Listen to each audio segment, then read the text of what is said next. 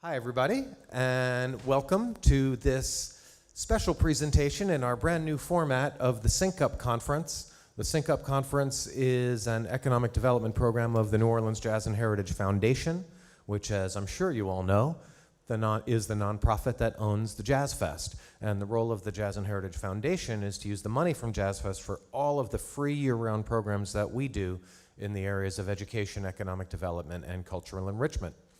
And we have been doing the Sync Up Conference for 10 years. Let's give it up for 10 years of Sync Up. Thank you. In a somewhat different format. We've always done it in the mornings, on the Friday and Saturday of both Jazz Fest weekends. And now, because we have this fabulous facility, the George and Joyce Wein Jazz and Heritage Center, we are changing things up, and we are now doing our workshops, conference sessions, in the early evening, one Wednesday a month. And this is the first in that series of new workshops. And today we are here to talk about sampling music, and other copyright issues, especially relating to copyright infringement. And the Sync Up Conference, as I mentioned, is presented by the Jazz and Heritage Foundation, but we have a very special partner in making this conference happen, and that is the Grammy organization, the Recording Academy. And we have our local beloved representative of the Grammys here in the audience, and I think he is planning to actually say a couple of words. So everybody please give a big New Orleans welcome to Reed Wick. Just a couple of quick words.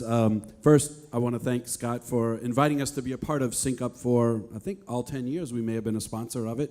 And we are best known for the Grammy Awards, which just happened this past week. But we are a membership organization for professionals and students interested in learning about the music industry. And professional development, networking, advocating for musicians' rights, and building the music industry, all those kind of things or the stuff we do the other 364 days of the year that when we're not doing the Grammy Awards, which actually takes like 6 months to put together. So I just want to say welcome. We're happy to be a sponsor of this ongoing series. I'm happy that one of my board members is one of the first panelists here, and these guys are been members of the organization for a long time, and if you ever have any interest in joining with us or learning more about it, feel free to see me, or Scott can put you in touch with me, or visit GrammyPro.com. Thank you so much. Welcome. All right. Thank you, Reed, with the Grammys. So as I mentioned, this is the first in a series of new monthly workshops that we're doing. And so I should let you know, if you don't know already, that our next presentation will be on February 28th, I believe. That's correct. And that one is going to be on the subject of booking a tour. So we've got 4 extremely accomplished band managers and booking agents who span all genres of music, including rap and funk soul and singer-songwriter and progressive rock, including Tavia Osby, the manager of Tank and the Bangers. And if you know anything about their career, they've been on a never-ending tour since last May, so they know a little something about booking a tour. And then the one after that, which I want to say is March 21st, is on do's and don'ts of making terrific band websites. So if you're curious about what's coming up with Sync Up Conference workshops, please check us out online at syncupconference.com. Now, let's get started with this panel. So this panel is really the big kahuna. These are the big guns. We thought we would just pull them out right at the start of the series rather than save them for last. So let me tell you a little bit about our 2 guests today. We have, first is Deborah Evans, who has been working in the music publishing business since 1998, starting at a company called Born Company, representing lots of prestigious catalogs and songs, including Unforgettable, right? And When You Wish Upon a Star, and then she worked at the Harry Fox Agency, and then was working in Los Angeles. Am I reading that? Yeah? No? Still in New York. That's somebody else's bio, sorry. But working out of New York, and has the list of places where you worked is very extensive. Lots of different artists that you've worked with, and now you have your own company, and you have lived here in New Orleans for the past 8 years, and you're still extremely active both in music publishing and licensing music and lots of other things. Everybody please welcome Deborah Evans. Thank you.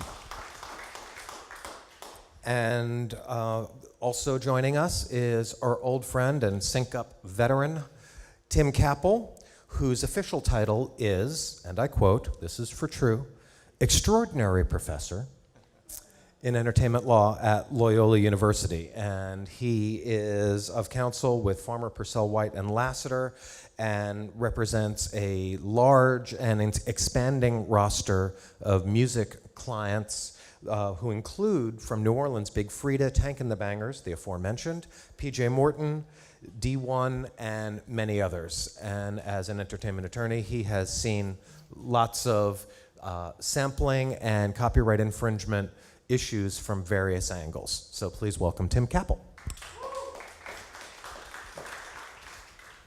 All right. So the topic that lured all of you into the room today has to do with music sampling. And we all remember music sampling, which became first well known, I suppose, in the 80s, 70s, primarily in hip hop, and became a huge issue in the music industry and continues to be a big issue. But I would like to just kind of get on the record, and please correct me if I'm incorrect about this. Sampling, especially at least as far as rap and EDM goes, my take on it, and again, I could be wrong, is that it's not nearly as prevalent as it has been historically, as we know it to be, because it's very difficult, it's very expensive, and now we have a situation where streaming services like Spotify are actually rejecting records and won't allow them to be streamed on their service if they contain samples. Is that more or less correct? Well, yeah, I mean, I think more or less it is correct. I think it has something to do with the changing, just the way that hip-hop primarily has utilized samples. They just don't use it in the same way, and I'm not saying it won't come back, but yeah, it's definitely not as prevalent as it was in the late 80s, early 90s, but as you point out, a lot of those late 80s, early 90s sampling songs that sampled, they weren't cleared, and so once the lawsuits started rolling around in the mid 90s, I think it's been on the decline since then, mainly because you can't get away with uncleared samples as easily as you could in the past. So yeah, it's definitely down. Yeah, it started 1994 was the Acuff Rose versus Campbell case, which was Roy Orbison, Pretty Woman, and Two Live Crews. That's kind of the big case that kind of alerted everybody to sampling issues, and they had it turned out that a Two Live Crew won on a fair use reason, because their song was it was transformative, which is a word that's thrown out, transformative work. So, but that was the beginning, and now also these the services want all in. They want you to own your master, and they want you to own all of your publishing. So as a publisher, I sometimes am not even able to give my songwriters catalogs unless they also own the masters. That's what they want. So, and they certainly don't want samples. So yeah, in a way, it's because of digital age, things have changed, definitely.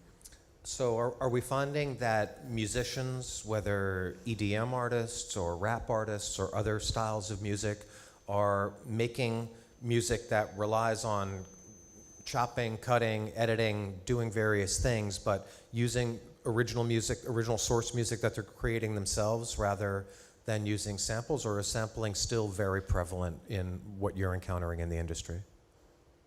Well, for me, I mean, I think it depends on the music. I mean, there's obviously I work with bounce artists, and in bounce music, there's still sampling that goes on. But I think a lot of music production has gone in the box. There's a lot of sound. You mean on the computer? Yeah. I think that there's a lot of legitimate sound libraries out there that producers are using to make their own sort of sampled effects. So they don't have to go out and find certain sounds. They can recreate whatever sound they want to make through emulators and synthesizers and the rest. But again, I think it also goes back to just the state of hip hop, and I think we're just dealing with a different kind of hip hop, one that doesn't, where artists aren't looking to express themselves through sampling, which was what was going on in the late 80s and early 90s. Sampling was a form of expression. They were trying to say something about that choice. They were trying to say something with that choice. And I just don't think that that's where hip-hop is right now, at least not in my work. What they're doing is often paying homage to earlier artists by including the songs, and that's been kind of the main thrust of sampling, I think. And as you hear older songs, and then which is great for those songs because that boosts those sales, and then also in a sample they get part of the copyright. The older song gets part of the copyright, and that's money for them too. So, and then also to clear, it's very expensive to clear a sample. If it's a major artist, I'm working with I'm working with Kool and the Gang, 842 infringements that we are going after. I can't really say anymore, but Jungle Boogie all over the place, and it's so many. You go to who sampled who. It's all over the place, but nobody did anything in the beginning, and now it's hard to go back and collect that money. But now sampling is very cut and dry, and you need to clear what you're using before the release. Absolutely. Well, let's talk about that. So now that we've gotten that preamble out of the way, so for people here in the audience or watching online who are making music or producing music in the box, in the studio, wherever, and if they do want to use a sample, let's cover the basics. What is the proper protocol? If you come across a James Brown drum lick or something, to cite a classic stereotypical example, what do you do? How does a person, especially an independent artist, go about making it legal to use a sample? Well, I think have to understand what you're doing when you sample, right? If you look at what copyright law protects. Copyright law protects 6 different rights. It's actually, when we talk about copyright... Tim, could I interrupt you for half a second just to make sure that we're defining our terms here? Sure. So when I assume that all of you know, but maybe somebody watching doesn't quite understand. When we say sampling, we mean taking a piece of a pre-existing recording and incorporating that into a new piece of music. So right. So what you're doing in that instance is you are using the rights of the original copyright holder in both the composition and the sound recording, right? Because there's 2 copyrights in every sample. There's 2 copyrights at play: the sample, the copyright in the song, and the copyright in the sound recording. 2 different owners altogether: label, publisher. Very important to note. And so you are invoking what's called their derivative use rights. So one of the rights, those 6 rights that I was talking about, one of those rights is to prepare derivative works. And so you have to reproduce the work, distribute the work, prepare derivatives, publicly perform, publicly display, and then in the case of sound recordings, to digitally publicly perform. Those are the rights that you get when you are a copyright owner, right? Y'all got that? We got it? Publicly perform, publicly display, reproduce, distribute, prepare derivatives, and in the case of sound recordings, to digitally publicly perform, okay? So when you sample, you are invoking that derivative use right. And that derivative right, you have to go clear that. You have to go get permission to use that right that the copyright owner has. And you are both on the sound recording side and on the musical composition side. You're invoking the right to prepare derivative work. That's what sampling does, is you are creating a derivative work, right? You're using prior work to create a new work. But only if you use the record. If you do an interpolation and you don't use the record itself and you use part of the song, then you only have to go after. You mean like if you create a sound-alike type thing? No, if you use lyrics of something, you can you do an interpolation, or if you do your own version of something. Sometimes interpolation is also called replays. So sometimes I find that publishers are more apt to clear samples than sound recording copyright owners in a lot of instances. And so if I can't get the sound recording cleared, but I can get the publishing cleared, then we'll just go back into the studio and re-record. replay it. And then I've only got to clear one side of it. I don't have to clear the recording side. But in most cases, sampling, you have to clear both sides if you're using the recording and you're using the composition. So just always remember that the reason you need permission to do it in the first place is that you are utilizing one of the copyright owner's 6 rights, and that is to prepare a derivative work. So the question is, how do you do that? How do you get that permission? The permission comes in the form of a license. And the first thing to do is to approach the rights owners. You have to identify who the rights owners are. A lot of times they're going to be represented by somebody like Deborah, right? Sometimes the rights owner is still the original artist. If they haven't transferred their rights, their copyrights to a third-party publisher or a third-party record label, then they still retain them, and that's who you would seek clearance from. But if the record is owned by a record label and the publishing or the musical composition is owned by a publisher, that's who you need to approach in order to secure a license. And so they would come to you and ask you what? Yeah, to be really blunt about it, though, I have to say, if you're using a well-known master recording, a well-known record, you need a couple thousand. You need some money up front, because first of all, you have to get to the right people, in which case you might want to use a clearance agency. I am a clearance agency, so I do clear samples. Did you bring business I know cards? who to go to. Did you bring business cards? Yes. Yeah, but I need to charge for it, although it depends. So, I do my own songwriters. I tend to be kind of nice and clear samples for them. But it's a cost for the the administrator to clear the sample. But I know who to go to at Universal Records, and I know who to go to at Sony ATV and EMI, and they'll take my letter, 6 months prior to even looking at yours. That's just the way it is. It's those huge companies. So it can be easier if you hire a clearance agency to do it.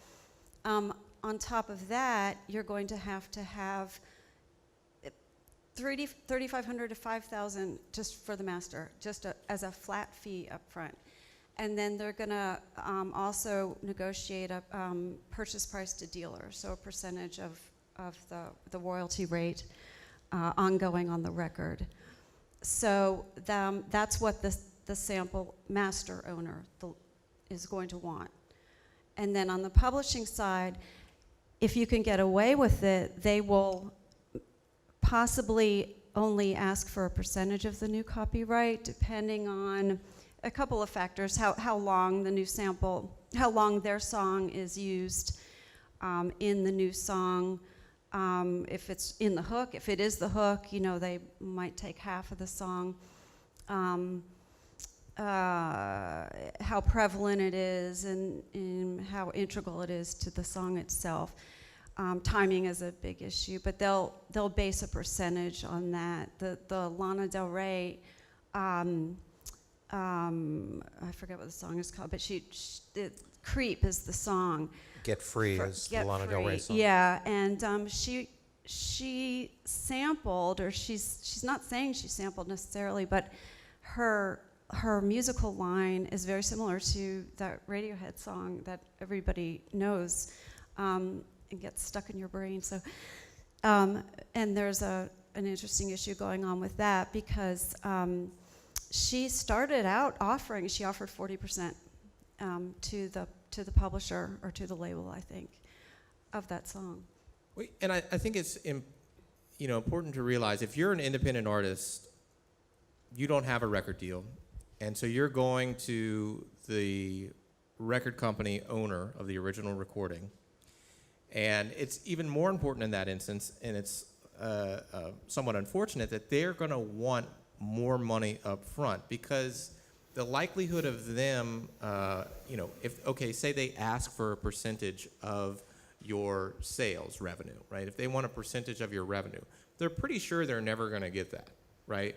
Because they're not going to come track you down for your, chasing pennies after you. It's just a standard ask. I don't know why they do it either. They want that up front. And if you are signed to a record label, there's a little bit more confidence that what they would do is they would issue what's called a letter of direction. And the letter of direction says, hey, artist record label, instead of paying these royalties to the artist, because the artist sampled my work, pay them to me. And my record label, as the artist, will usually honor that letter of direction. So you have some sort of assurance that you'll see some back-end money. But for independent artists, there is nobody's under any illusions that they're going to come chase you down for those royalties. So they're going to usually want a higher fee, which of course you're in a lesser position to pay. Right, it's because a as an terrible independent artist. catch-22, and I have some local artists of mine that have wonderful things, including samples, and I just I can't clear them, and I can't promote the songs because they do have samples, and we just don't have the money to go after clearing it. And if you And place it's great music. If you place I think what we're talking about here is when you're sampling a song that everybody knows, right? A recording that everyone knows. If you are sampling, a lesser-known artist or a lesser-known song, I don't know why you would be sampling that in the first place, but if you are, then it gets a little bit easier, right? Because you can probably deal directly with the artist who is the copyright owner and perhaps the songwriter, and you can work out some sort of non-customary arrangement where you guys work out a deal amongst yourselves. But anytime you're talking about a recording and a song that is owned, the recording being owned by a record label and the song being owned by a music publisher, those are the two things that they're going to look for. If you don't have money up front, it's not going to happen. And that's understandable to the extent because even if your song is not destined to make to be a huge release, even if you're going to put it out there and you have a small audience of fans, there are still transaction costs that are associated with with the label prepping the paperwork and clearing the sample. So I think Deborah's absolutely right when she says between 3,000 and 5,000. That's I'm working on clearing. I don't do a ton of sample clearance because, to be honest with you, you're much better going to somebody like Deborah because that's I get told no a lot. I'll be honest with you. Sample clearance is one of the hardest parts of my job. We know how to negotiate it. I think that you're better off going to somebody who has those relationships, those sampling specific relationships, and that's what somebody like Deborah has. Well, how often do either of you find yourself in a situation of needing to try to clear a sample? How much is that coming up these days? I'm dealing with it today. It just so happens that the day of this panel that I'm dealing with it, and it was a situation where the artist, the producer, sampled a song. It's a local producer? A local producer sampled a well-known song? A well-known song. Samples a well-known song. My client sings over it, and everybody likes the song. Everybody likes it. And so we go to the publisher, and the publisher says, okay, well, sure, we want $4,000 and 75% ownership of the song, of the new song, my client's song. Of the copyright of the underlying composition. Of the underlying composition on my client's new work. We want to own 75% of it, and we want $4,000 up front. It's okay, well, we'll see what we can do. And they gave me the contact information at the label so I could go clear the sound recording side. Well, the sound recording side proved to be more difficult to clear for a number of different reasons. Sometimes, if you don't have those personal relationships like Deborah has, you're just not going to get a call back or an email back. It's really, it's really hard to get people to respond to you. Anyway, we decided that for a number of reasons, we would cut out the recording side and go back into the studio and just re-record it. That way we could go and we wouldn't have to clear the recording and we would only have to clear the composition. So we did that. And then the publisher said, well, if you're going to do that, then I want 85% of the song. and some more money.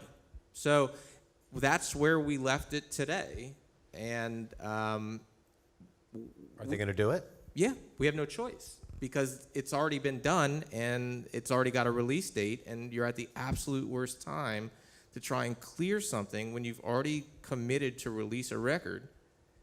And Well, that doesn't sound very smart. well, it's not. But I can only deal with things as they're brought to me. Well, that's what the lawyers are for. That's You why know you what I get mean? the big So bucks. if they bring it to somebody, if you bring it to me early, You would have said, pick a different song. Don't put it on the record, because you're never going to clear that I'm sample. never going to recommend somebody sampling. I'll be honest with you, I'll never recommend it because you're just opening yourself up to a world of trouble.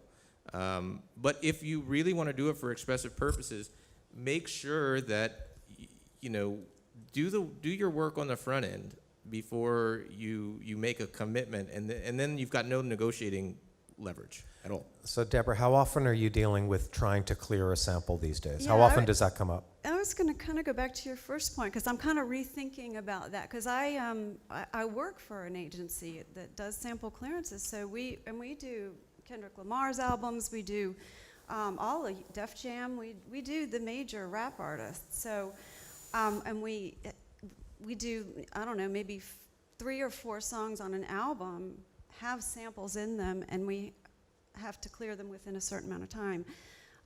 Some have 2 or 3 samples. Drake's songs have 2 or 3 or 4. I still work for Cash Money Records, and his songs have 3 or 4 samples. So when you look at the list of writers, it's like 24 writers, 24 songwriters, because you're including a share for all of the, and then the publishing is broken down 3.5%, 5%, 2%. It's crazy how it gets broken down.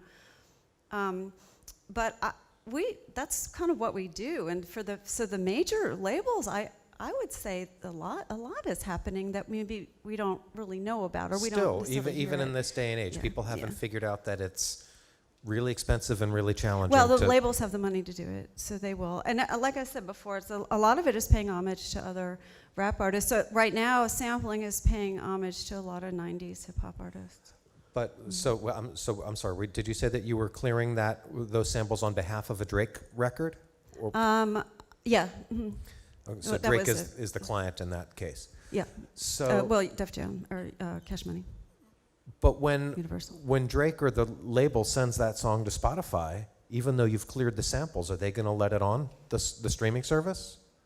If you can show them that the samples have been cleared, they'll let it on. I mean, you have to show them proof that you are properly licensed, and if you have proof of proper licensure, then sure. Because a couple of months ago, we interviewed an EDM artist named Grizz, who essentially switched from making recorded music almost exclusively from samples to going in the studio with live musicians and recording his own stuff, writing their own music. They would come up with a little riff, they would jam for a while, the bass player would play something cool, and they'd say, yeah, just do that. And they would record it, treat it like a sample, and then make their own records. And he basically said that he stopped doing the sampling and started making new recordings and new masters because he couldn't get his stuff up on Spotify. Well, he probably wasn't licensed. I mean, if you can't show, if you're using a bunch of recordings and you're not licensed, they're not going to put it up. Okay, so that's the difference. Is whether yeah. you've got the money to get the Clear the paperwork. license. Yeah. Okay, so You're talking about remixes, right? no, Is it- oh, no, just EDM, EDM, tracks. So let's say you want to sample something. Let's say Drake wants to sample a P-Funk track or something. Can't he just, fill out his copyright form and list George Clinton as a co-writer and call it a day? I mean, doesn't that No. solve all the problems? No, you go to Bridgeport Music, and you first of all you've got to have the final mastered track, your own, and you have to have that track to send to the copyright owners. You're asking specifically what do you do? Yeah, I want to know the process. Get what do your we do? $3,500. It sounds terrible, but I see it all the time, and I want to say, look, you've got, depending on what the song is, if it's something big, somebody came to me wanting a Four Seasons song, and they had like $500, and I said, it's just not going to work. It's not. They're not going to do it. So once you have that, get your recording, and you send your recording, and then basically they tell you what they want. So they want to hear it. They want to hear what you've done. Oh yeah, they have to hear it. Nobody's going to.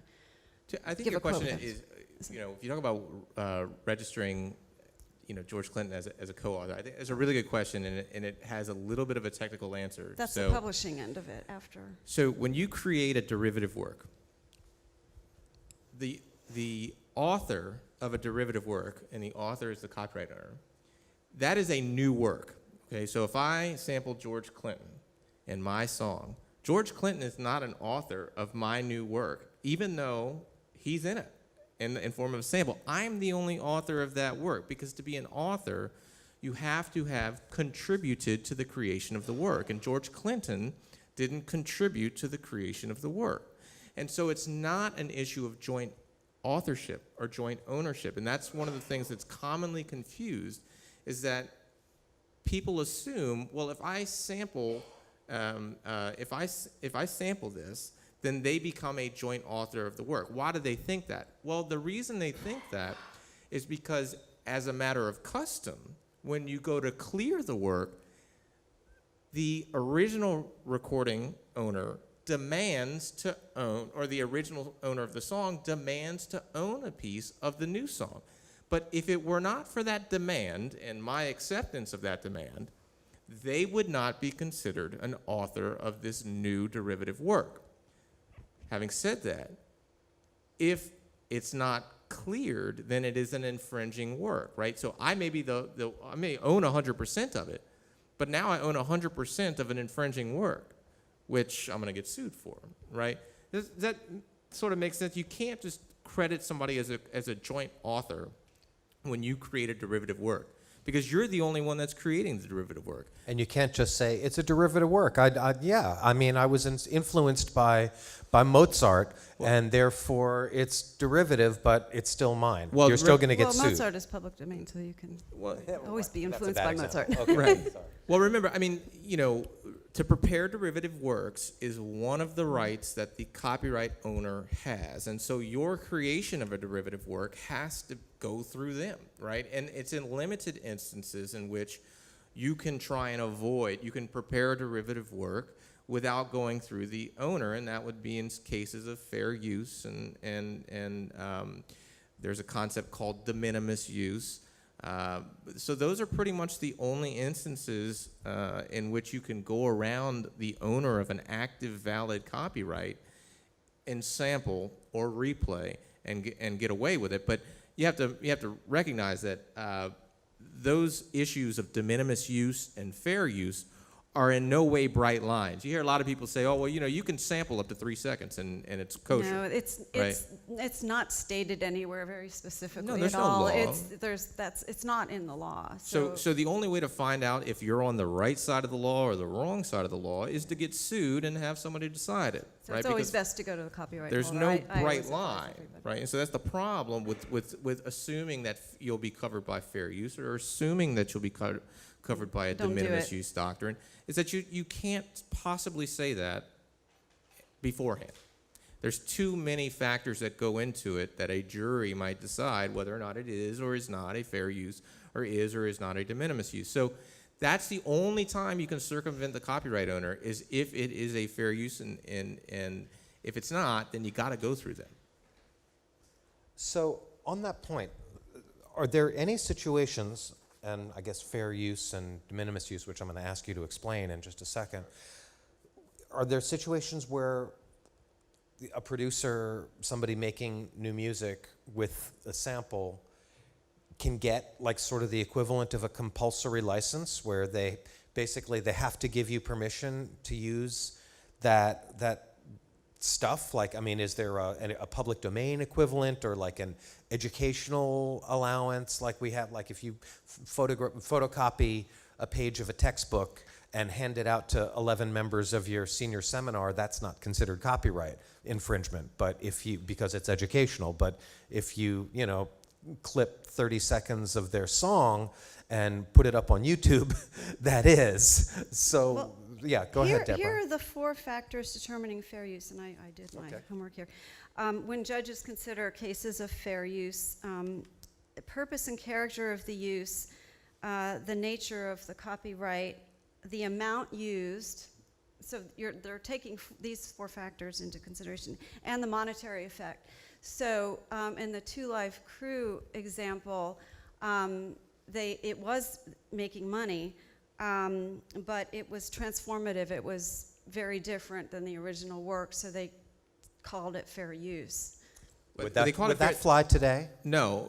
Well, it depends on. This is getting a little bit. It depends on money. The reason that the Two Live Crew case came out, the court found it a fair use because it was deemed a parody. Parody, right? A parody is a use that takes an original work and uses it in order to reflect back on the author of the original work or the original work itself. So when you are commenting. on, critiquing, or otherwise making a statement about the original work or its author, that is generally considered parody, and that is... So that the Weird Al Yankovic defense, well, right? Weird Al Yankovic... He got licenses. Yeah, and you have to distinguish... So what Weird Al mostly does is not parody for purposes of copyright law, but what we would call satire for purposes of copyright law. There's a difference? Yeah. So satire takes the Satire's funny. work and holds up the work to reflect something about the world, right? So it's using the work to say something humorous. It's using the work to say something about the world itself.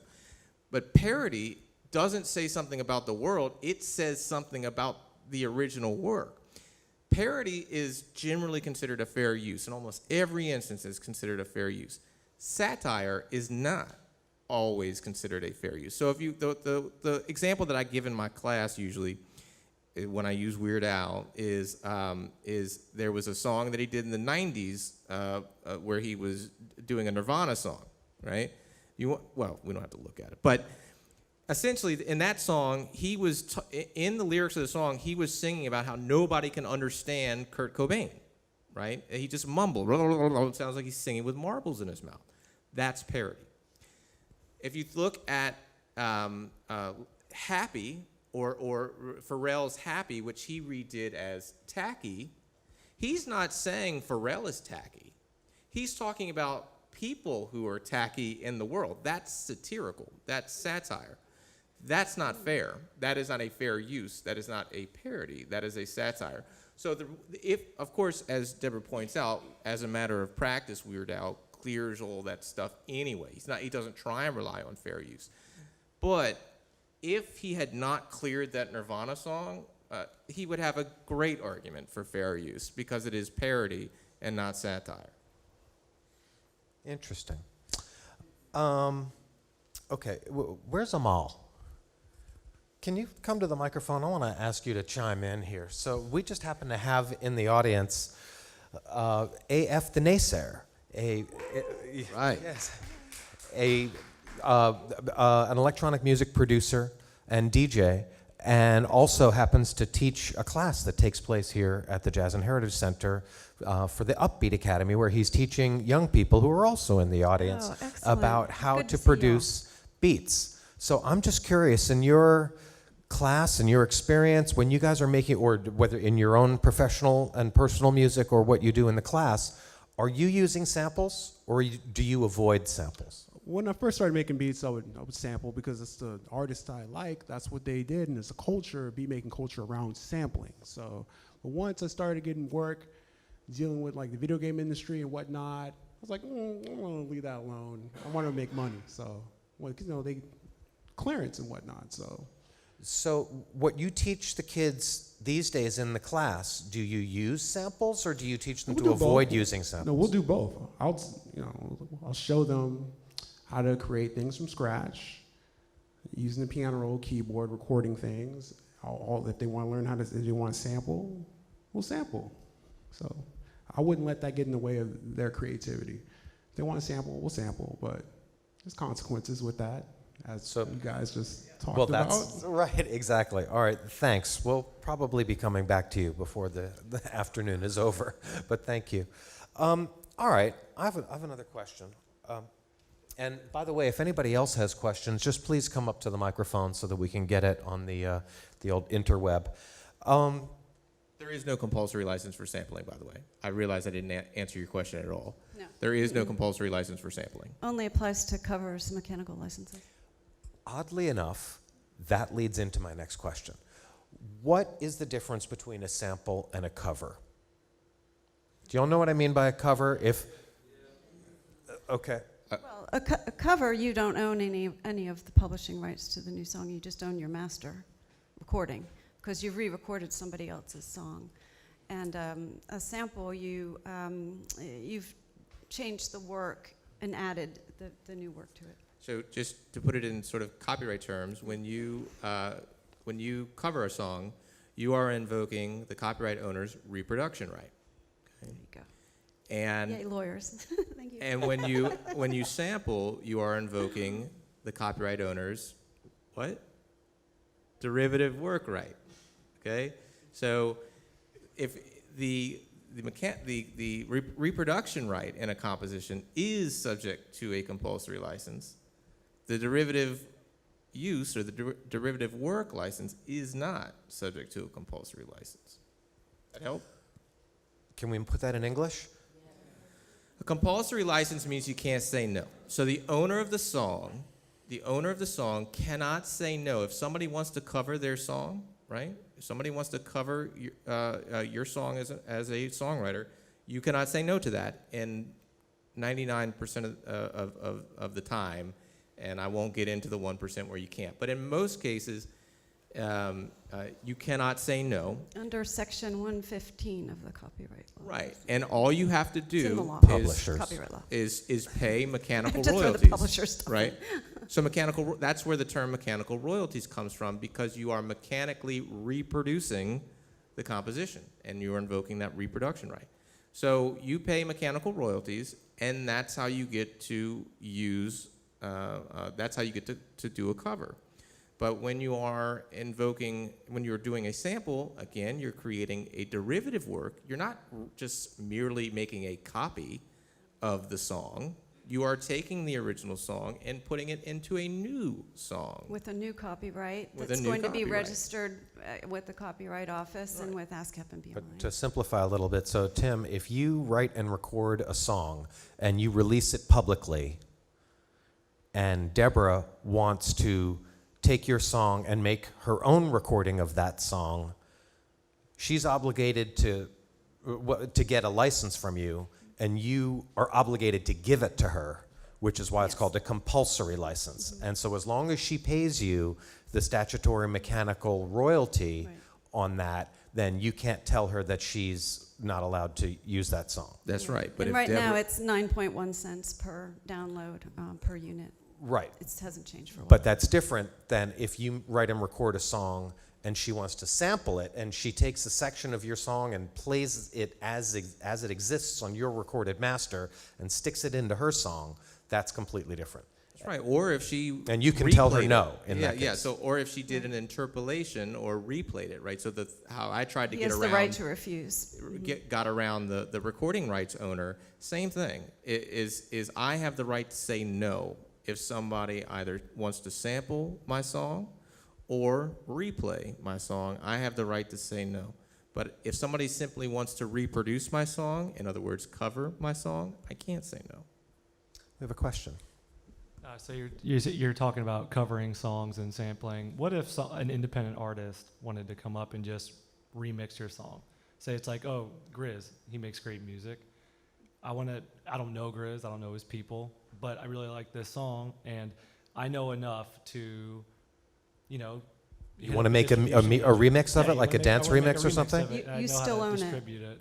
Remixes are considered, just like sampling, remixes are considered derivative works. They're not reproductions. They are considered derivative works, and so remixes are subject to the same rules we've been talking about with respect to sampling. To remix a song, you're talking about the same issues. You have to get licensed. It can't be covered under the reproduction, the compulsory license to reproduce, to cover, right? Because you would agree there's a difference between a cover and a remix, right? Yeah. So The cover, to get a license to do a cover is compulsory. The license to do a remix is a derivative work license, and it's not compulsory. So it's all the same stuff we just finished talking about. For remixes, it's the same issue. Right. Would you say that it could be kind of costly to obtain a license for remixes?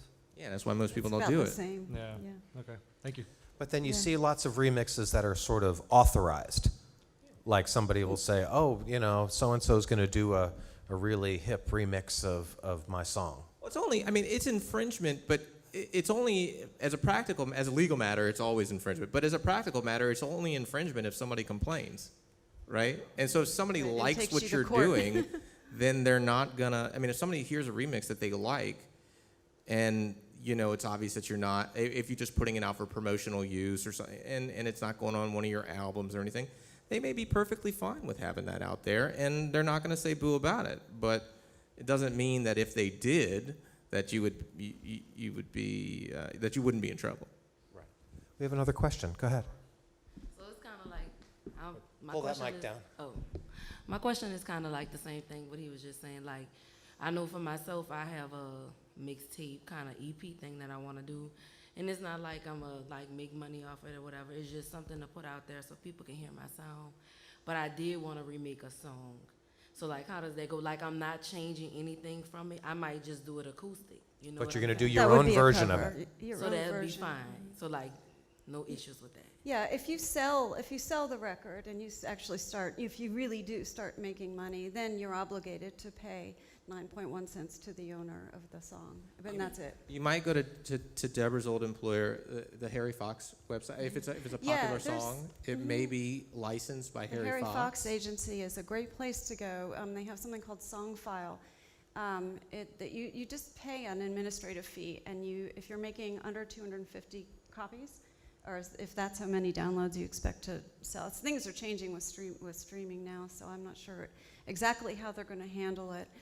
But if you go to Harry Fox, the Harry Fox Agency, you can just obtain the mechanical license for hopefully all of the shares of the publishing. Sometimes, and I do these types of clearances too, because sometimes not all publishers are represented by Harry Fox, and I'm asked to go outside and clear the other shares. But there's a lot of information on that website about just how to get a license on a cover song. And by the way, one of the biggest problems is that unlike recordings and the ownership, usually there's only one owner of the recording. It's usually the record label.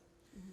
Songs are a lot different in that there's very frequently multiple owners of a song. And sometimes when Except you're talking for rock and roll and country. Yeah, I love clearing those. it's one or two.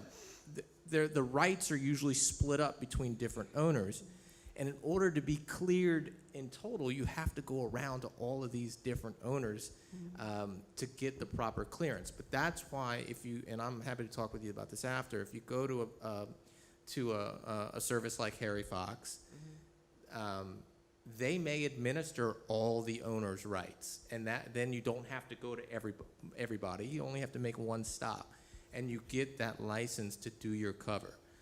So It's a popular song that you want to cover? Well, it was popular, like they say, we doing 90s What is it? music. Right. It's the Jesse song, You.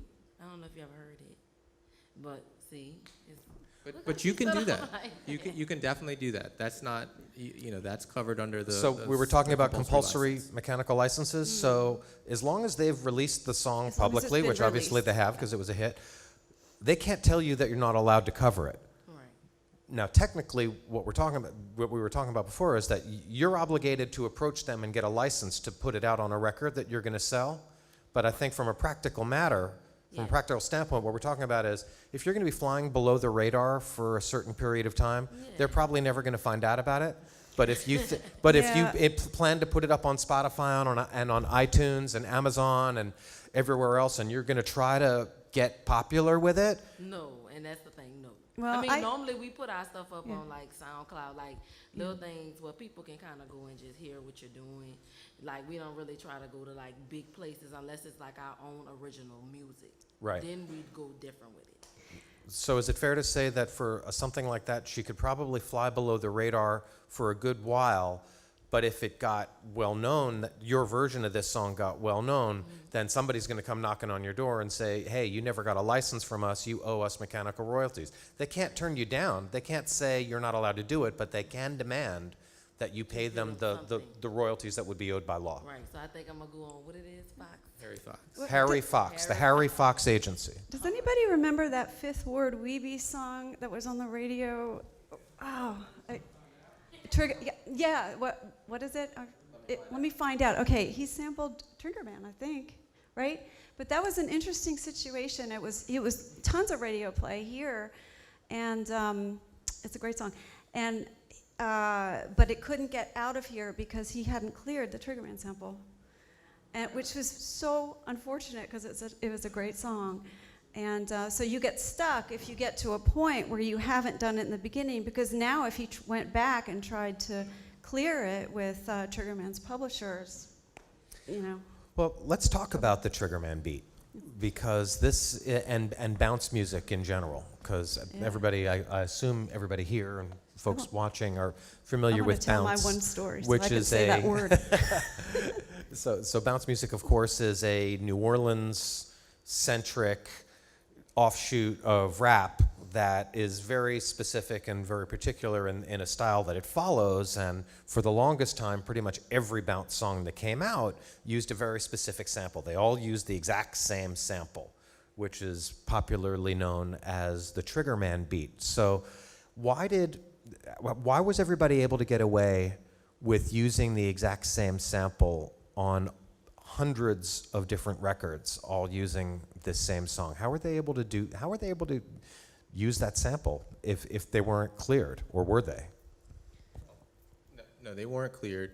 And there's a couple of reasons. There's a couple of answers to your question. One is that, as you point out, New Orleans is, or bounce music is, and remains, largely a regional or more likely local music. So, it costs money to go after people.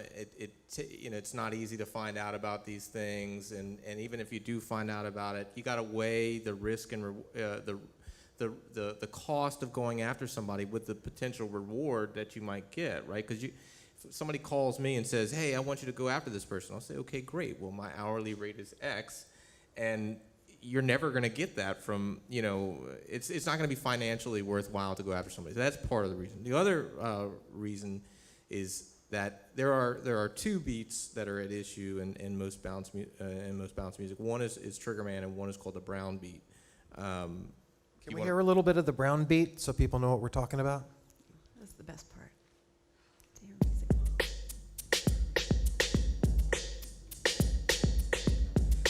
So this beat, that beat came from this obscure DJ in, I think, the Bay Area, from like the early 80s, late 70s or early 80s, a guy named Cameron Paul.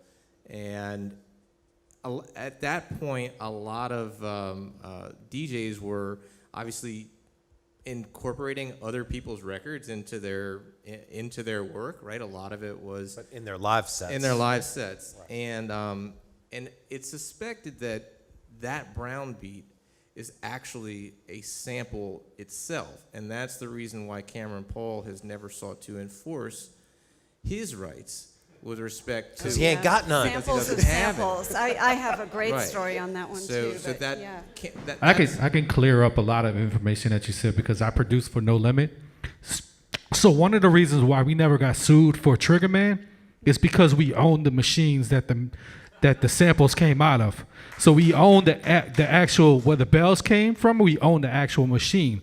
So they can't sue us for something that's already an electronic piece of machine. It's like the 808s and the breakdowns came from the Roland 808. All I had to do was reprogram it. Could you tell us who you are? Tell us who I'm you DJ Spin.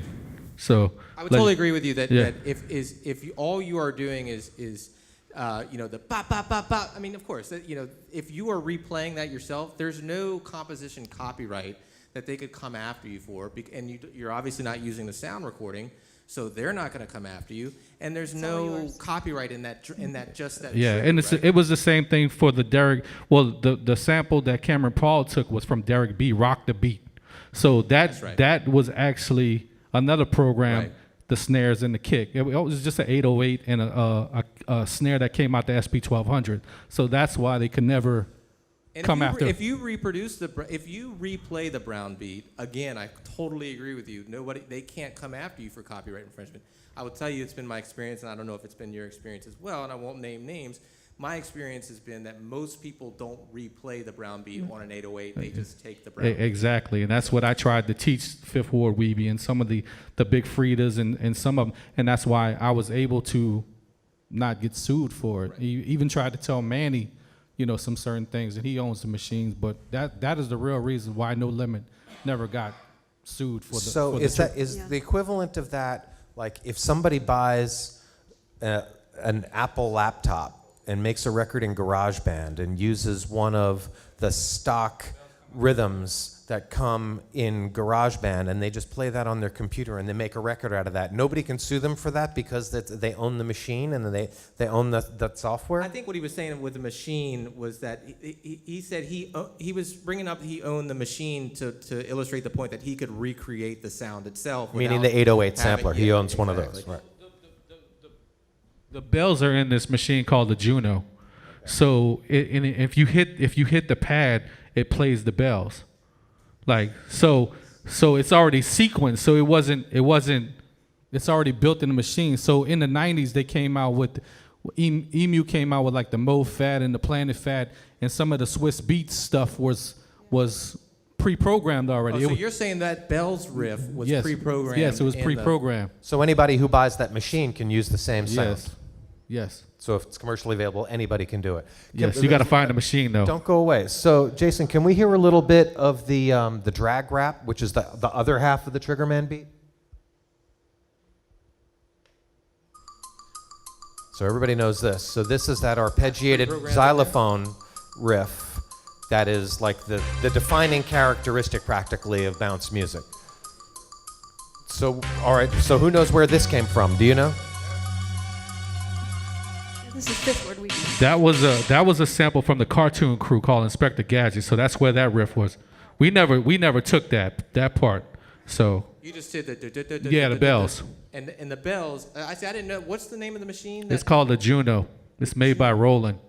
Now, when you say It's the going to be a hard xylophone? machine to find. When you but say the bells, is that what Is you that were the just talking xylophone? about? the beginning part. That's called. So when you hit the button, it just plays like a 3-second loop of it, and all you got to do is just keep playing. So a program. every bounce record that came out of New Orleans in the late '80s, early '90s used that exact same riff. Yeah, because they sampled it off of the actual recording. Right. Back that out. Which is still, and that would be Juvenile, infringement, is that- because if you're, again, as easy as it is to just recreate this stuff, most people don't, and so you are running the risk of copyright infringement on the recording side. That's true. That's true. But if you own the Roland 808, you can program it, because all it is the kick and the toms and the snare. Awesome. We're going to have to get you back for another session. We have another question over here, and then I want to come back to more bounce stuff. And Deborah, I want to ask you to talk about the one that you're working on right now. I say that word in public now. It's Hey. part of a song. So, sort of related, what about other mediums like old films, television, radio broadcasts, some old spoken word records like industrial recordings, instructional sort of things? Just odd samples like that, chasing down, I don't know. You mean copyright on that stuff. if using that stuff, is that fair use, or are you under the Yeah. same restrictions that we're talking Or about? sometimes you'll hear like quick samples from like cartoons, Simpsons, Futurama, that stuff, 2-3 seconds Yeah, things, or same copyright old law films. applies. Yeah. So, but if you only use a couple of seconds, do you still have the same obligation? Yeah. At what point does I can't tell you a point in time, like under a certain amount. There's no amount that I can tell you. Well, if you use less than X. Oh no, I mean how old, how far back Oh, does well, it's a long, long time. Depend- Of the just offer. public Depends on domain depends on when it was written, and And like you have to films from the 40s or old television, 40s? 50s. you have to check the laws. So Yeah. because before 1977, it's the life. They're under terms, Okay, and then after 77, it's life of author. okay. I usually start thinking about public Se- domain 70 years, in, 95 years. in the 20s and 30s. Okay. But even then, you can't be Yeah. sure. But let me put it this way: If it's in the 40s or after, the chances of it being in the public domain are real slim. Okay. If it's It might in the not 30s have been and the renewed, though. 20s, Sometimes Right, things are not and that would- renewed, Yeah, and then you and get some lucky. stuff is, it's, you know, I mean, I'm talking about obscure stuff or stuff that, you know, you'll see just clips of here and there, and it can be harder to chase down stuff like that. Of course, so. but I mean, at the end of the day, whether we're talking about the copyright in a musical composition, the copyright in a sound recording, the copyright in an audio-visual work, or whatever any other copyrighted work that you are incorporating into your new work, the same rules apply. The So same for laws both for apply. publishing and for the mechanical. Well, if you were I like mean, incorporating a piece of audio from a film Right. in your work, you would have to go to the owner of the film, right? Okay. That's where you would go to the whoever owns that film, and you would have to clear it from them Gotcha. because they own that piece of audio, Gotcha. right? Okay. And if there's a song in it, you also have to go to the Yeah. label and the publisher. That's a so whole other I've ballgame. done those types of clearances, and they're all, it's 3 different licenses, and it's a lot of clearances. Okay. And one other question, you'd mentioned the concept of transformative being an exception. Well, can you define that a little bit more clearly? I hate I hate that You don't like word transformative? because That came out of the ACUF so case. there has been this development over the past 10 years in fair use cases where courts have started to use the word transformative. And there's a lot of confusion about what it means. And to be clear, the fair use statute does not use transformative, right? The fair use does not have the word transformative in it. So that is a judge-made word, right? The courts have made this up. But essentially what it means is that you are taking the work from its original meaning and its original intended use, and bringing it for another intended use and another meaning, bringing new meaning and having it for a different intended use. The case that if you want to look at transformative, the case that talks about it the most was this the Obama poster, where there was a photograph taken of Obama and when he was running in 07 and 08. Shepherd Ferry. That's right.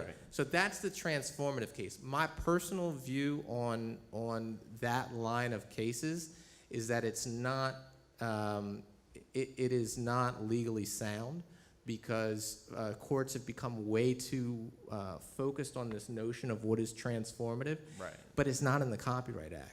It's not in the Copyright Act, and so I share your frustration that I think transformative is an elusive concept. Yeah, I'm wondering if it's like you're taking a sound, manipulating it almost to the point No. of... No. So, I mean, where it's No, that almost unidentifiable. being transformative in terms of making it different, right? Taking it from its original sound and making it just sound different. That's not transformative. It has something to do with the intended use, right? So the use of the photograph and the Obama photograph was transformed by Shepard Fairley, right? And for a completely other purpose. Right, he which- turned a news photo into a piece of propaganda. Yes, exactly. Right. That's exactly right. And so he took a news photo and made it a political statement. Right. That's transformative. But people get really confused because, as you point out, a lot of people think transformative means, well, I'm just going to screw with it a lot until it doesn't sound anything like it used to, and that's transformative. Right. But that's an understandable misunderstanding. Right. Well, I mean, it's sort of the literal definition of the word. That's so right. That's And where that's you why notice some ambiguity. I hate the concept of Yeah, I transformative got and you. fair use. I got you. I But understand what you're you're saying. absolutely It's a right. subtlety. Yeah. Can we move along? Sorry. So one of the other topics that I wanted to get into was what happened. What do you do if somebody samples you? And I'm suspecting that the next person with a question might have a question along those lines, although I could be wrong. Well, it's just a matter, you guys made me think about something. The What's Going On, you know that song? That was a rhythm ace from 1972 for the track. So for a long time ago, people were doing drum machines to do that, because What's Going On sold about, 50 million copies from a drum machine. So it's a good idea. Buy a good drum machine. Excuse me. But I had a funny idea. We just made a record using lots of keyboard samples, not music, but string instruments and stuff. And I was thinking all the time we're doing this session, you know, we're stealing somebody's great orchestral sounds and putting them behind a Motown song. So that just kind of, as a musician in the background, I'm thinking, you know, we're stealing, but it's legal. We're using somebody's work, and we made it into a pretty interesting project. But a quick question about Harry Fox and I just read this morning they're going to perhaps raise the rate. Yeah, the rates of streaming. Yeah, this is streaming rates. There are a couple big developments. Is that what you're talking about? I think what I read was it was only on the CDs and Streaming. not the streaming, which I do both, but It's the opposite.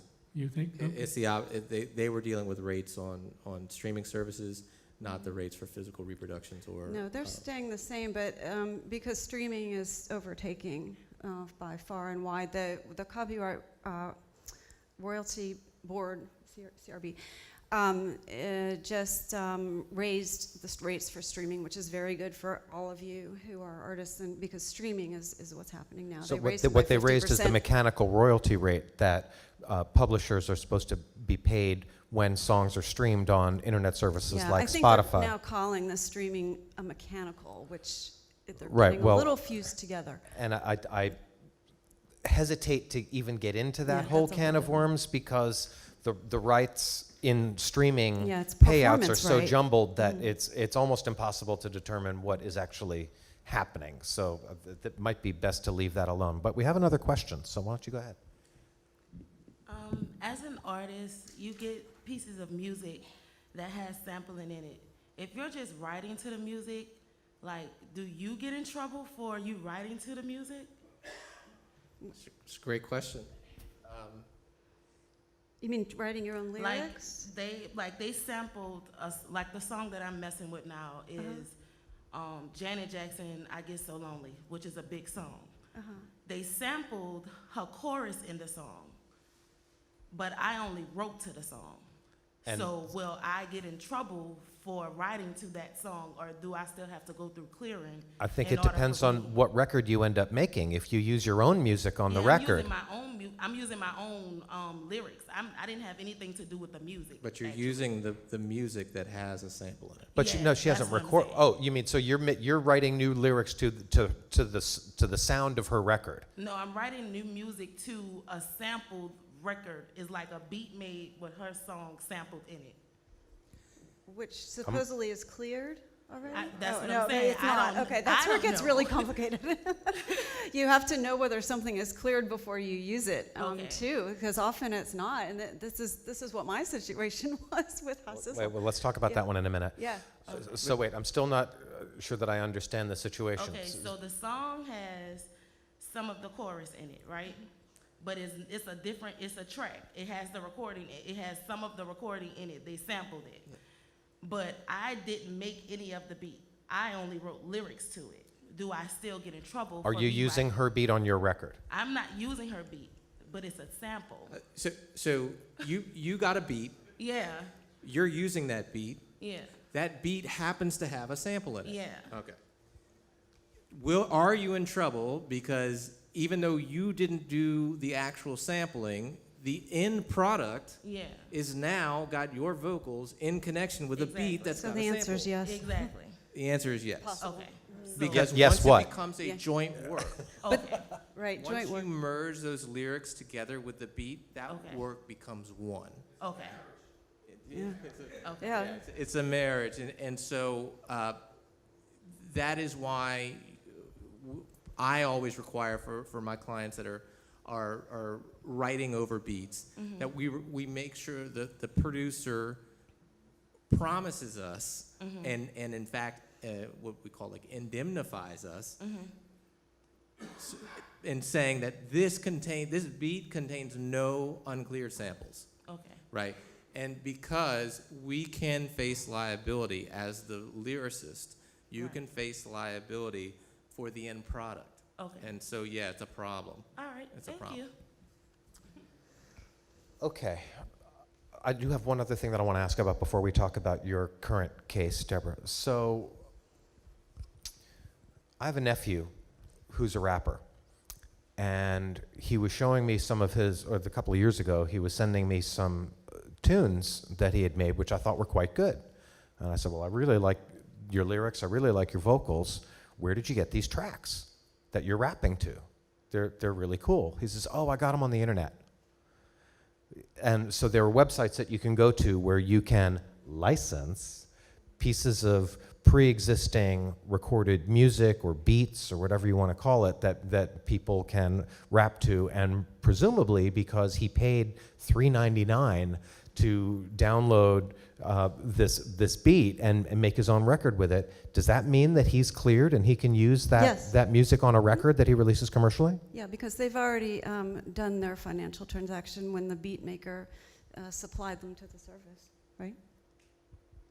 You don't like it when I get complicated, but then you ask these complicated ass questions. We've stumped him. I'm not stumped. I'm trying to give you an answer to this. That you don't come after. Why are you being so damn complicated, Tim? Just keep thinking. Well, you can keep talking while you're thinking of what you want to say. That's fine. The issue that you're raising is whether or not, is he okay to do that? Yes. Yes. But then the question then becomes, is he creating a derivative work where he is the sole owner of this new work, or is he creating a joint work where they are both owners of this new work? And that is a difficult question to answer. And so the short answer is, yeah, that's okay. The longer answer is, yeah, it's okay, but the beat maker may own 50% of his work. Even if he paid Even if he $3.99 for a license That's right. that supposedly gave him permission That's right. to make a record with it. Yeah, they may come back after the fact and ask for a percentage. If it I had start that happen making to me money, once. they will be If it starts making back. money, I had that They happen will to be one back. of my Oh, songwriters. well, if he gets signed to Young Money, then, yeah, They'll be back. All right. So what? I didn't hear that. All right, so Deborah, so you're involved in a... My case. Yeah, It's not so- really a case, but it's a sample of samples. So is it a dispute over the Negotiation. It's a negotiation. So can you tell us about it? It's an interesting history, and it's relevant to hear for sure. I represent Hasizzle, the bounce artist. Y'all know him, and he wrote this song in 2005 called "She Rode That Dick Like a Soldier." I'm sorry, what? I knew that was going to happen. I shorten it when I talk about it. I didn't hear you. I'm sorry. She Rode Dat. Okay. She Rode Dat. Okay, so he wrote the song called She Rode Dat. And it was a huge club hit in Houston because Bounce, after Katrina, he took a lot of it there. I think some of the other bounce artists went to Houston, and it became very big there. It's still really big. You're still laughing at the song name. It's great. It's a great song. And Don't you love it when your clients make you Can blush? you play a bit of the song? We'll get going with the song. She rode that dick like a soldier. She rode it like a soldier. She rode it like a Calio soldier. She rode that dick like a soldier. She rode it like a soldier. She rode it like a man. Get up. Get on up. It's club time. I do not dance to this music. You never want to see that. I just represent it. I told Hassan, no way. I'll be sitting down. Okay. So anyway, that song, Drake came along for his Views album and did a song called Child's Play, and many of you know this too. But in that He that sampled song, that song? He sampled that song. So he paid Hassan. This is Hasizzle's recording.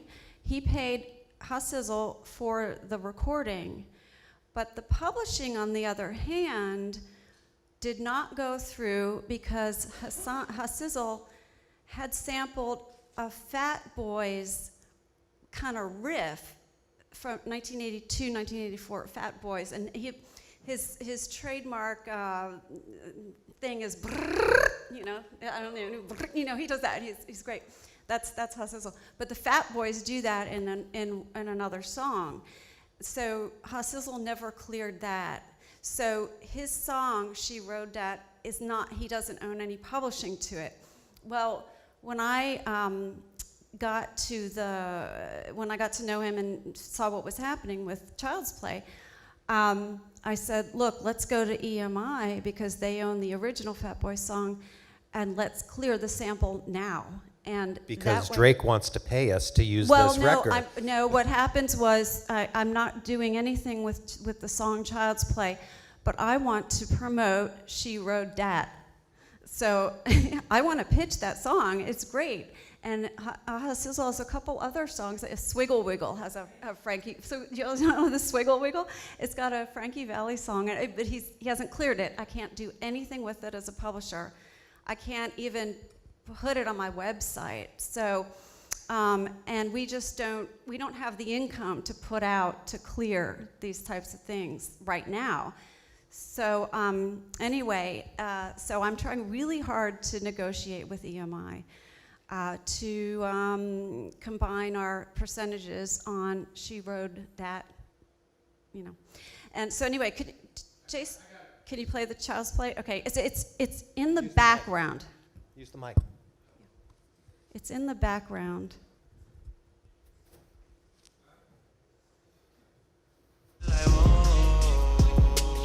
Oh, that's the Drake song? This is the Drake song. So does this have the sample in it? It's in the background.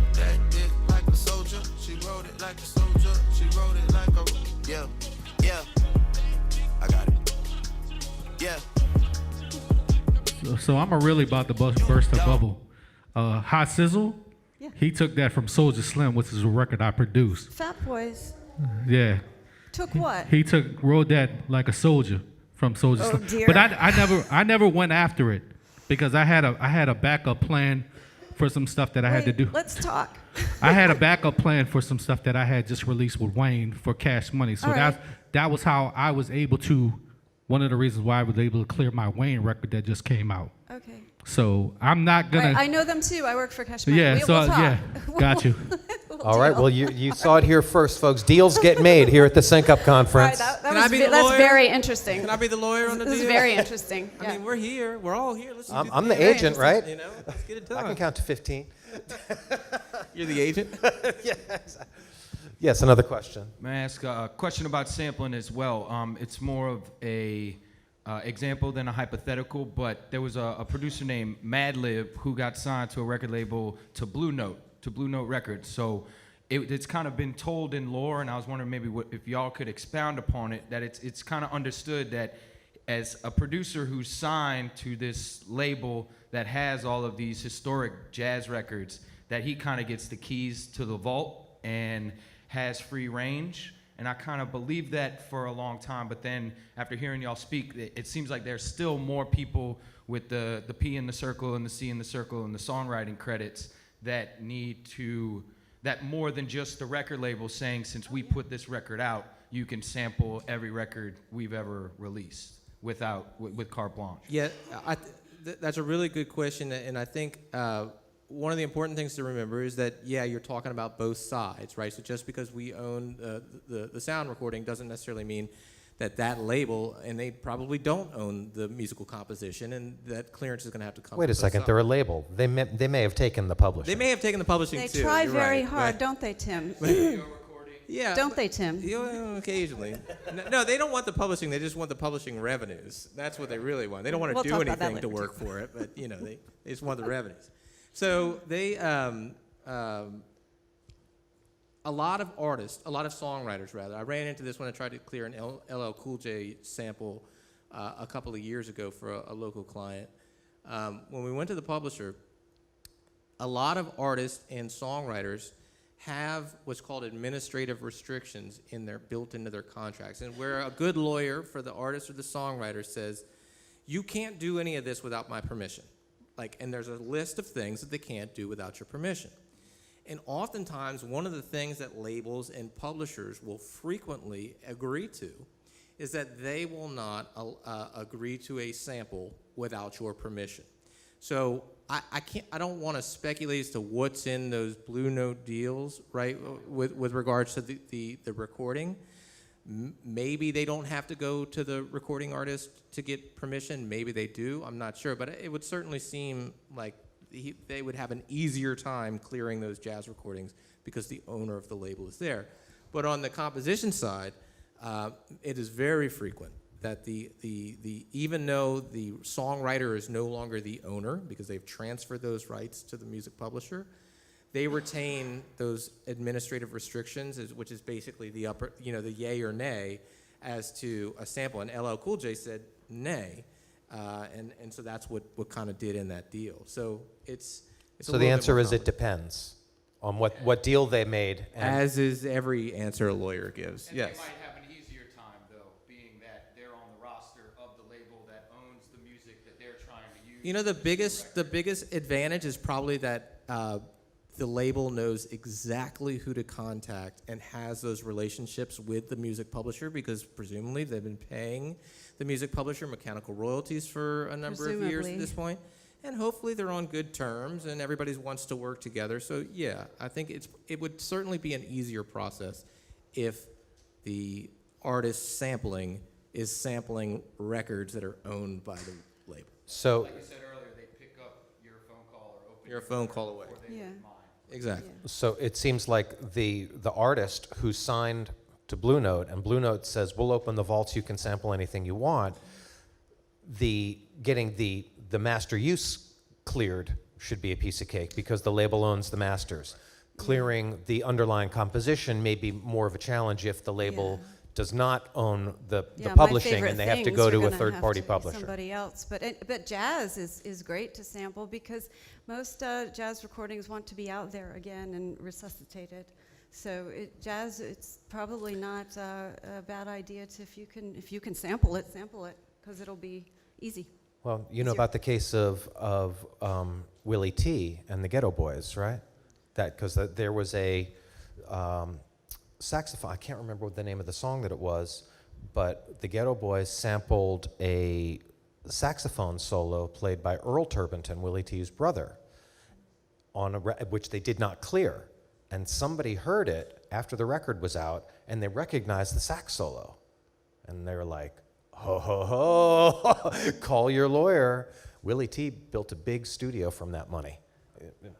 That is the worst time to negotiate a sample is when it's out and making money. And I mean, you know, the classic example is the band Verve and the song Bittersweet Symphony. Y'all remember that was a song that came out in the late 90s and you could not avoid it. It was really just an enormous hit for them. A really great tune, but it happened to sample an orchestral version of a Rolling Stones song. And the Rolling Stones manager, they cleared the sound recording from the orchestra, right? The orchestra owned the sound recording rights. They cleared that, but somebody forgot to clear the composition side, which was owned and administered by Rolling Stones publisher. So Rolling Stones publisher comes along, and I mean, there's just dollar signs like dripping from his eyes, and they ended up taking 100% of the publishing of that song. They had the right to do that at that point because it was out. It was over infringement. Not only that, they took 50% of all of the record royalties. They couldn't take ownership of the record because the publisher took 50% of the record royalties. Yeah. Wow. Yeah. And why were they able to do that? It's good to be the Rolling Stones. Because they It's good could. to be the Because Rolling Stones. they had the band had absolutely no choice but to either get sued for infringement and lose, and then still have to pay all this money, or try and negotiate a deal. And you are negotiating from the weakest point in history. If you've got this huge hit out there that you have an uncleared sample on. So it's that ended up, a lot of people say that ended up breaking up that band because they didn't make money. Like they had this huge hit and they barely made a dime off of it because they didn't own the publishing anymore. They got 100% of the publishing yanked from them. So beware. Right on. Does anybody else have any other questions? Are there any aspects of this that we haven't covered yet? Step on up. If I have an uncleared sample on SoundCloud and I'm not getting paid any royalties, would I get sued for it? Probably not at this point. No, because it's going to take a lot of effort and money for someone to bring a lawsuit to you, and it would likely not, it just wouldn't happen in the first place. However, like we're saying, it depends on how the record does. If your record blows up, then you're stuck in that horrible situation. So it's somewhat of a catch-22. You have to distinguish between can and will, right?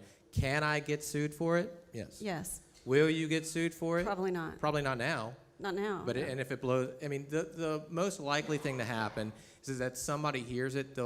And if any of you have already ever gotten DMCA notices to your YouTube account or your SoundCloud account, whenever a label finds a sample, an uncleared sample, they'll usually submit a copyright notice, a copyright infringement notice to YouTube, and you'll get a strike on your account or something like that.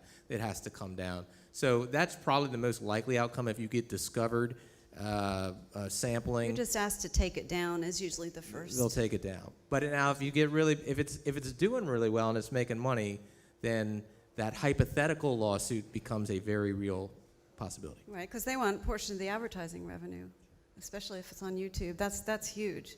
And now with streaming revenue increasing considerably for publishers, that's what they're going after, is a portion of the advertising revenue. So it depends on how popular your song becomes, but doesn't it also partially depend on how popular the song that you sampled is?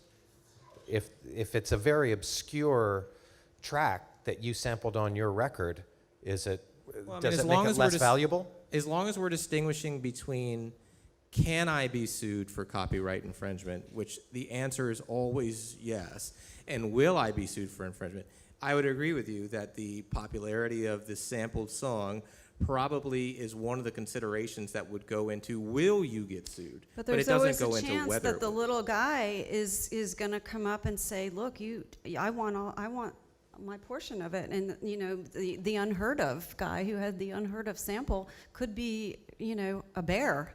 So I guess the lesson is that if you decide to go beyond SoundCloud with your record and you want to put it on Spotify and iTunes and the radio and everything else, then you may want to go through that extra step of making sure that you clear that sample before you release it, right? Is that essentially right? And your contracts with Spotify, they make sure you sign and to make sure that you've cleared out all samples.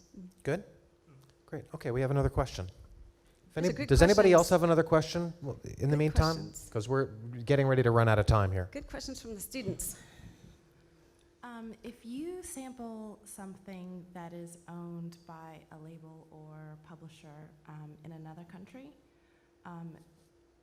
is that subject to U.S. copyright laws or theirs? Good question. Would it have been released in the other country?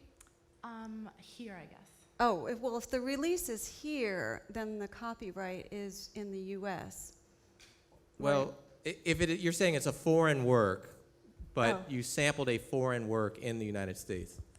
Correct. Right. Well, the short answer is U.S. law would apply, because once there is no international copyright. Okay, copyright is what they call territorial, so it's stuck within the borders of its own country.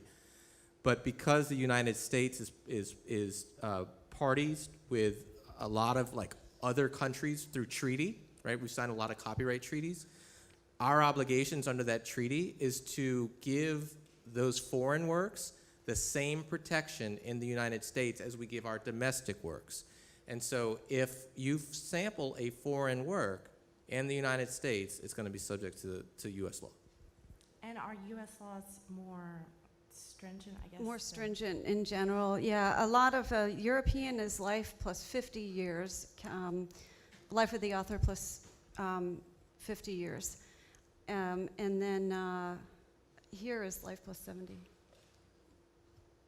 Canada is life plus 70. And we have another question. Just to clear something up, it sounds like you can get, even if you're not making money off of something, you can't get sued for it if it's getting the right attention or someone doesn't like it or whatever. But there was this quick interview with Chance the Rapper's manager for Vice, and they talked about how they wanted to make money and sell the first 2 albums that he did, or mixtapes or whatever, but they had samples that they didn't want to deal with clearing, so they just put it out on like iTunes and stuff for free. And I don't know, just confusing how they did that with him being such, a big Wayne guy. has done a lot of that too. I'll tell you, I get some Cash Money people coming to me going, wait a second, isn't this released? And there's no formal marketable release. It's a mixtape that hasn't, it just happens. Isn't that kind of the definition of a mixtape? It's a record that's available for free with all sorts of uncleared samples on it? Yes. Yeah, but it doesn't. What you're asking is it a fair use because I'm not making money? And if you remember back to what Deborah said, what Deborah said at the outset, there are those 4 factors that you have to consider in any fair use question, and the commercial nature of your use is only one of them. Right, and so you could say, okay, well, I'm not making any money off of it. All right, great. Well, you still got 3 other factors to go. So it's only one consideration out of 4. So it's not as if you can say, well, I'm not making any money, so it's got to be fair. But as a practical matter, when something's not making money and it's not really objected to, then those mixtapes, a lot of people like it, and so that's why they don't sue. Is because they don't feel like it'd be worth their time, energy, and effort. And some people, I assume, like that they were sampled. And the labels really dig the promotional value of these things, so they sort of leave it alone. Drake has some earlier mixtapes that have now just kind of surfaced. From when he was in Toronto, concerts, even some videos that a friend of his did, live performances, and now they're really valuable. That's the thing you got to remember. Just because you're not making money doesn't mean that it's fair. But I don't mean fair like in the ethical sense. I mean fair in terms of the copyright sense. Cool. One more. Do you think in this example, say you have a song, it's got a sample in it, you want to get it out there or get it, legally yours or legally ready to use? Cleared. Cleared, yeah. But if who you're contacting, because you're a no name, they don't care, they don't want to deal with it. They're like, nah, you can't use our stuff. We don't even know you. Blah blah blah. Is that something that happens often? Would it be better just to put it out there and then have them see, oh, this is actually, this is blowing up. Our sample is doing well. I don't know. Well, it goes back to you're not supposed to release it without having all the clearances, period. Then they might jack you up for all sorts of dough. Well, you're just taking a risk. But you're taking a risk, yeah. That's how it does work, is that you start to earn some money on it, and then you get enough to go properly clear the sample. And chances are the label and the publisher are going to see that your record is pretty good or whatever, and they're going to negotiate something, and you're both going to make money off of it. So that's that catch-22. Or they will and you won't, because remember, the worst time to negotiate they may something take everything. is when you've done something, you've violated their rights in some way, and they see dollar signs associated with it. Yeah, so some people will be decent to you, and they might, but it's the question of, is it better to ask for permission or beg for forgiveness? And that's just a judgment call. I've honestly done it both ways, so I can't tell you that one's right and one's wrong. I always tell people to keep very stringent records of who they've asked, when they've asked, the dates, the emails. Just hold on to everything, because if you have gone to try to clear a sample and you've been rejected, or you've tried 20 times, just document it.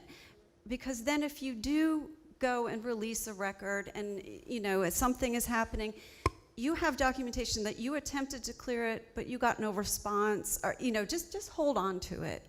That you did. It's kind of like you did your due diligence. But if you get a response and it was no. If you got the response and it's no, then of course not. You can't. But if you didn't get a response, it's good to have that to show that you attempted. it's still not right, but. Judgment calls. Yeah. Yes, we have another question. So I'm wondering about like more in concert venues. So I know that like BMI and other like people who protect musicians, if someone pays a cover, then the person who originally wrote the song gets like a portion of the money if it's played at a concert. Or Theoretically. does it work out that way? How does that work with sampling? So if someone plays a beat that was sampled and it's at a concert venue, what is the procedure for that? That's It's a good the question. same because the publishing, if the publishing has been cleared on the sample, then it's been divided up, and the song is now registered with BMI at that PR Performing Arts Society. It's registered with the sample having taken having that percentage of the new song. So they'll get the money divided up. The 100% will be divided up amongst all the shares. So even at concerts, like Oh, part yeah. of the revenue from the concert will go to the original writer of the Sure. song. Yeah, because they have to submit they submit playlists. Well, not a percentage of your ticket price. No, Yeah. no. It'll be the venue has to pay for what's typically called a blanket license. Blanket license. To ASCAP, BMI, and CSAC, the other rights organization. So they pay a flat fee per year to the performance rights organization, who are supposed to take that money and distribute it to the writers of the songs that are being played at that venue on that particular evening. As a practical matter, Doesn't happen. that in this country it almost never happens. That's why if your song is ever sampled, make sure you go and register your portion of the new song, because if you don't, you're not going to get any of that money. So you're responsible for that derivative work. You're part of it. Your part that you had in the new work. You have a portion of it. You need to go register it with ASCAP and BMI. Just So like you would when a you new song of clear your a own. sample, if I make a record and I've got a sample of somebody's music in my record, and I go through the license and I get the sample cleared, do they own a portion of my interest in the copyright in that song or that record? If they negotiate it. If they do not, like I was going back to what I was saying earlier, is that because a sample creates a derivative work, you've created your own work. You are the author of that derivative work. And so if the owner of the original work is to be an owner of this new derivative work, they have to negotiate that. And they very frequently will. As I mentioned to you, the one I'm dealing with today, they want 85% of ownership over the new work. So they are not automatically an owner of the new work, but in the process of clearing the sample, they're going to demand a piece of ownership over the new work. Gotcha. And he's back. Just to iterate on what you said, Lil Wayne took a Soulja Slim song for T.I.'s record Ball, shake it like a dog, hop like a frog, ride it like a horse till she lose her voice. So that was a lyric that he took from Soulja Slim. So he did it a couple of other times, and I never went to go take that, because now I had leverage to go to Cash Money, to Baby, and get a release, because he did a record for me with that on it. So now he gave me clearance on the song, and he gave me I own the masters to the song. So Baby did. Yeah. So it's about leverage. Like it's about how you work your deal. Well, especially with them, yeah. Yeah. So, but I could, like I said, I could have went back and sued T.I., but it didn't make sense because I had a bigger plan. Settling out of court. Exactly. Works well. It's all the negotiation. Well, this has been fascinating.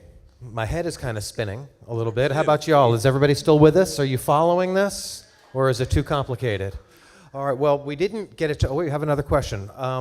While he's coming to the microphone, so we didn't really have time to get... And the conversation didn't really get into just straight up infringing songs, like if Lana Del Rey... Well, we talked a little bit about if Lana Del Rey writes a song that Radiohead thinks sounds too much like theirs, or Sam Smith writes a song that Tom Petty thinks sounds too much like his, or if it's a feeling of like the Blurred Lines. This is what's different, is the Blurred Lines case is the feeling of the Marvin Right, Gaye the song. groove, Yeah, the aura. Yeah, which it brings up a whole different issue. I That- tell you that is what, all very interesting. we'll come back for another panel 'cause that and is we'll very talk interesting. all about that, and you'll hate me because it's complicated and it's but I don't even go down that road. I'll just interrupt you. About are you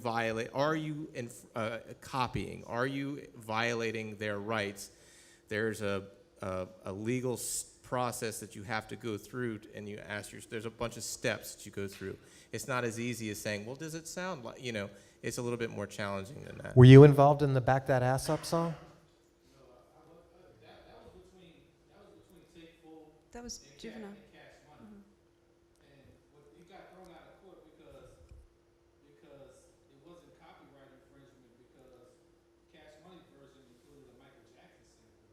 Right. No case there. Mhm. Right. Yes. All right, I'm a hip hop artist. I do a lot of music with Black and Molly, No Limit producer. What's your name? El Mott. So what I do is I go in there and I kind of co-produce the record along with them. Like do stuff off of my, basically percussions. But I record my sessions, so I'm trying to figure out if does that, count as a copyright, like a virtual copyright, if I record the session? Is it a copyright as soon as copyright. you record it? No, I'm saying I'm recording the session like as it's going on. I'm recording it. You're videotaping. Yeah, I'm videotaping it. That's a copyright. Is it a copyright? I'm trying to see what the holding court. Is there a copyright in the audio visual work that you're creating, or are you trying to determine whether or not you own a percentage of the copyright of the beat that's being created, or are you trying to determine whether or not the video itself is subject to copyright? I'm asking, well, both, because I'm asking you all right, at the same time, I'm doing parts of the song. So if you're doing parts of the song, then that's a question of joint authorship, and there is, generally speaking, if two people are collaborating together with the intent that their contributions be merged together, then they are generally considered joint authors, and that has some legal consequences to it. So I guess the answer to your question is perhaps. Yeah, it depends on how much you're contributing and the nature of your contribution. On the audio-visual work question, But he should have his contributions on videotape because he's. Well, you would. That's the whole purpose of tape. Well, what you're getting So at. you trust him a lot, right? Yeah, let's write this song. I'm just going to tape all this. Bottom line, always register your copyrights. I have to throw that in as a publisher. Always register your The videotape copyrights. you shouldn't be worrying about whether or not the audio-visual work is subject to copyright in of itself. It sounds like the reason you're doing it is to document and to evidence your contributions, right? I mean, is that basically? Right. You're not trying to make a music video, right? It's promotional at the same time because Okay. you still want to record the process and the documentation of the process. Sure. Well, if you're doing it for those reasons where it's not purely documentary, like if there's creativity going into the audiovisual work, if you're making some creative choices about the audiovisual work, then yes, that is also subject to copyright and copyright protection. But it's that's the simplest answer I can give you, but come talk to me after and I'll give you the longer, complicated answer. All right. Well, did you guys have any last words of wisdom that you want to contribute before we call it a day? Thank you, Scott, for doing this for 10 long years, and you brought me in on the first year of Sync Up, and I'm thrilled that you brought me back on this, first year of this new iteration of Sync Up, and I hope you'll have me back. You bet I will. And you too, Deborah. You're welcome Yeah, to come back I'm anytime. also pleased to be here. I'm one of probably 2 publishers in New Orleans that kind of show themselves. There are not many of us around, and I like to be involved at Loyola and educate people on publishing rights because people just don't know a lot of things. So I'm available for calls. Just information. Anybody, I can meet with anybody. If you just want information too, I'm really happy to help local musicians. Well, how about a big thanks to our panelists today, Deborah Evans, and Tim Kappel. So that about wraps it up for this inaugural session of our new free monthly workshop series in the Sync Up Conference. We will see you back here on February 28th with our panel workshop on booking a tour. Thank you all for coming.